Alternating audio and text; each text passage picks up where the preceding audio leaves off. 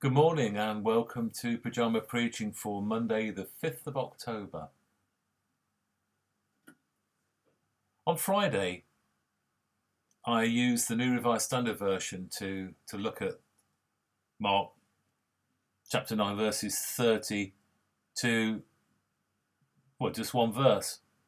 But actually it snuck in a little bit extra that was about the fact that the disciples, their minds simply couldn't understand and accept what Jesus was telling them. In who that verse is put into today's reading.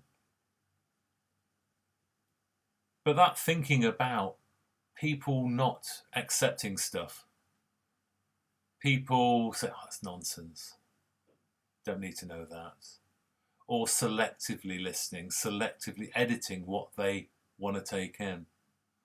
And my friend Father John was telling me the story of a school teacher doing Parents' Day and delivering the news to parents of a young lad that he wasn't doing really well at maths and English at school.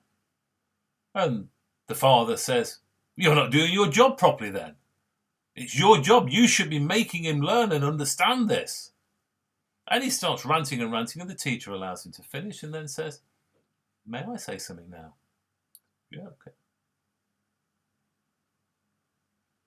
"Was it you who told your son that he didn't know to learn maths or English because that's what computers are for?"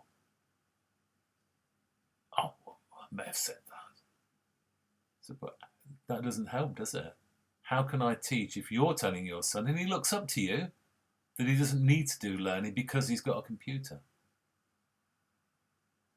Apparently when the father got home with the son, he gave him what for telling the teacher that. But strangely, over the next year, that boy moved to top of the class. How about for us? Are there things that we find too difficult? Do we apply the saying, if you don't like the answer, don't ask the question?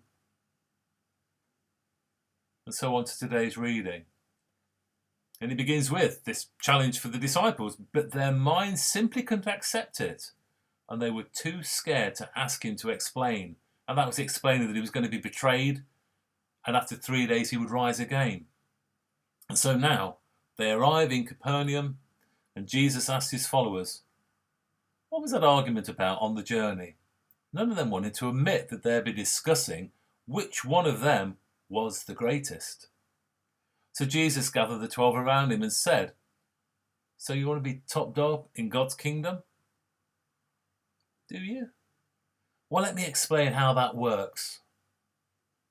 If you want to be the greatest, you must learn to serve everyone else." Jesus turns the hierarchy topsy-turvy. Because we sing about Jesus being the servant king.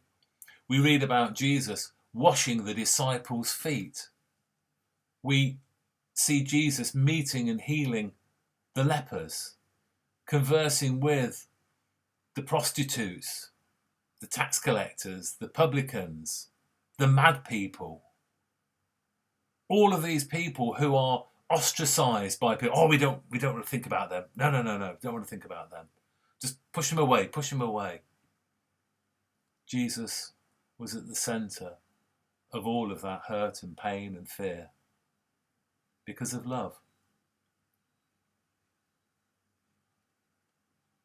So how do we become active in God's kingdom? By putting ourselves out, by being there for people, by loving them, by following Jesus. If you want to be the greatest, you must learn to serve everyone else. Amen. Have a good day. God bless.